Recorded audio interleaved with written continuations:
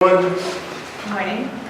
Today we stand here as a Democratic caucus to highlight a letter that we sent to the attention of the presiding officer last week in regards to the 2017 fiscal budget for the county. As you well know, the county, by a majority of votes on the Republican side, passed the 2017 budget.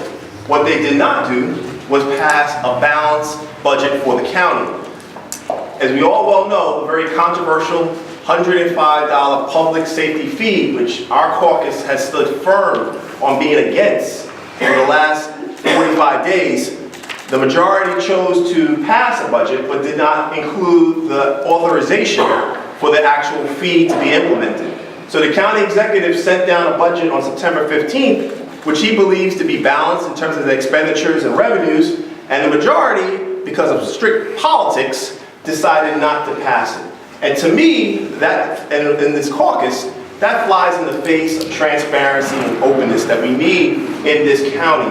The reason why we have a deadline for October 30th to pass the budget is so that every single person that is going to the voting booths, to every single person that wants to see the county budget passed in a timely manner, they can see the budget be passed and then judge accordingly. Now, the Republicans in the majority, led by Norma Gonzalez, have stripped them of that ability. And they will not know whether or not this budget will be passed with a very controversial $105 fee. And that is flat out wrong. Especially in this day and age when we need more transparency. And when the light is being shined on this county more now than ever in the history, we need to make sure that the transparency is there and it's clearly lacking because of politics. The majority claims that they wanted to hear proposals from the controller and all these other people, but the fact remains, when we were on the legislative floor, they chose to bash the bash the controller's policies and ideas and had no substance or basis. To me, if you're willing to bash his ideas, then you might as well pass the revenue in the budget that you've already supported already. So from our standpoint, what we've decided to do, to make it very clear in the charter, we are proposing legislation which will require by October 30th, not only do you pass a budget, which is already part of the charter, we are also requiring that any revenue that goes along with that budget, that you pass it as well. And look, we understand and we stand firm that this revenue is wrong for Nassau County. The public safety fee is a detrimental fee that's going to hurt working class and middle class families. That being said, if the Republicans are in support of it, they should put it in the budget in a timely manner so that the people of this county can make the proper decision if they want to hold them accountable or not hold them accountable on election day. To do it after election day, so that you don't jeopardize any of your colleagues in state or federal government, to me is wrong. And again, it flies in the face of the reason why those that created our charter and determined that we have an actual budget vote before the election was to root out stuff that we have identified in our letter. So we are calling on the Republicans, one, to put up our local law which would address this, and then two, most importantly, stand firm whether they support the public safety fee or they don't. But they have to commit before election day. They have to make sure that the taxpayers of this county have the full knowledge of where they stand before election day and not play loose games in terms of, well, maybe we'll support it, we're taking a look at other options. I can tell you the people that I stand up here with today have firmly indicated that we will not support the $105 fee. That's where we stand. Every taxpayer deserves the ability to know where their elected officials stand prior to an election. So that being said, I believe Legislator DeRicci Whitten has some comments on the tax fee cap, or fee cap.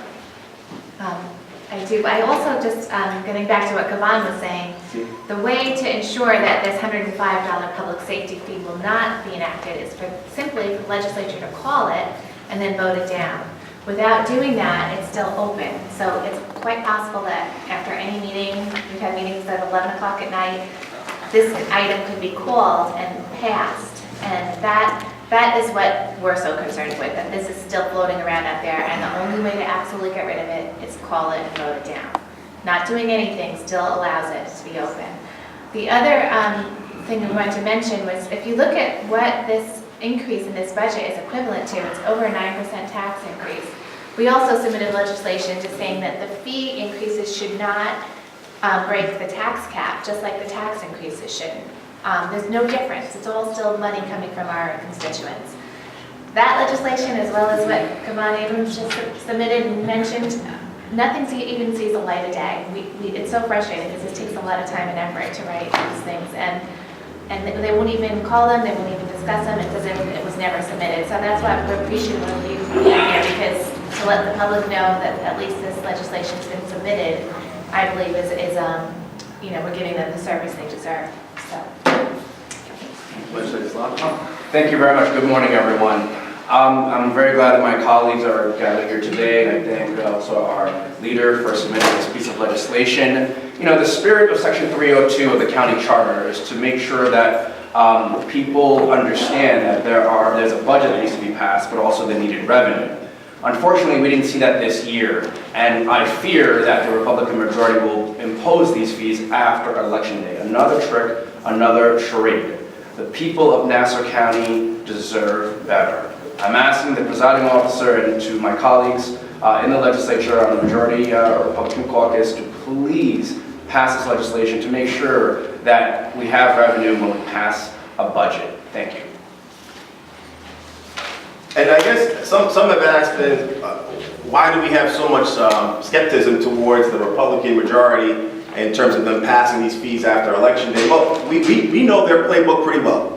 And their playbook 2 years ago, basically, they standed up with us. They said that we will not support the county executive's tax increase. They joined the Democrats in taking that tax increase out of the budget, only till after the election, when the county executive vetoed that section of the budget, which the legislature came together. We asked them to join us in overriding the veto. Since you were against the tax increase before the election, we would think you would be against the tax increase after the election.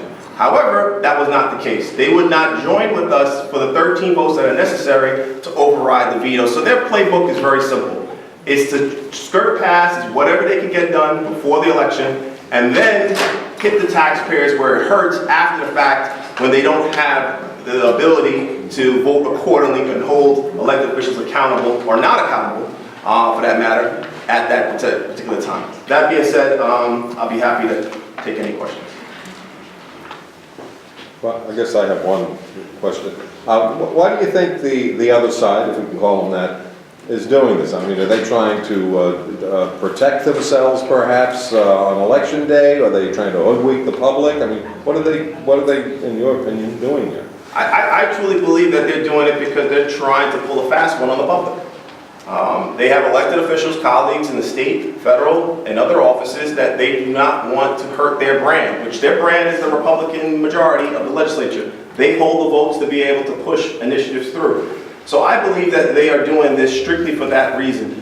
The other side of it too, very simply, is that they want to pass these very controversial fees in the dead of winter, when nobody's looking, when most people are celebrating Thanksgiving and the holidays that come up in December. They want to be able to pass it when nobody's paying attention, and that the public is more focused on being with their families than county government. So they're trying to pull fast ones in so many different ways, and hoping that people will forget that when they get the bill come next January or February for an increase in the public safety fee, when they go through a red light camera or park too long in a particular spot across the street, that they hope that people will forget that the Republican majority are the ones that passed it. To me, again, it's unconscionable, unfair, and it's not the openness that is the spirit of the county charter in regards to making sure that this is passed before election day in a timely manner. If I may add, also, I mean, they did this to avoid the backlash, the same backlash that they received after the speed camera program. They saw that the AAA was out there informing the public about the danger of this $105 fee. Our offices received over 1,000 or 1,500 emails or phone calls on this issue. So they were scared of the backlash, and they did not want their Republican colleagues to deal with this public backlash before Election Day. Did you get a response to this letter from the Republicans? No, as of now, we have not received it. So what do you think is happening today? That the full legislature is not going to be convened for that vote? No, I don't believe they will. Your stance on Maragos's proposal to cut 2.5% department-wide? You mean our stance? Yeah, Do you yeah. support it or not support it? Do you support that exact fill for that $65 million hole? We believe that when we're looking at the budget, expenditure cuts make sense.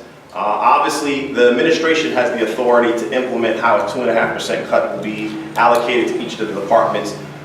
Without having the ability to speak to each department head, it would be very unfair for us to be able to tell a department head that they need to cut 2.5%. However, the controller's proposal is not new. I mean, we've heard proposals like this before in the past. They do have some merit. I'm not sure it'll be able to save the entire deficit for the county. That being said, we should take a look at all possibilities.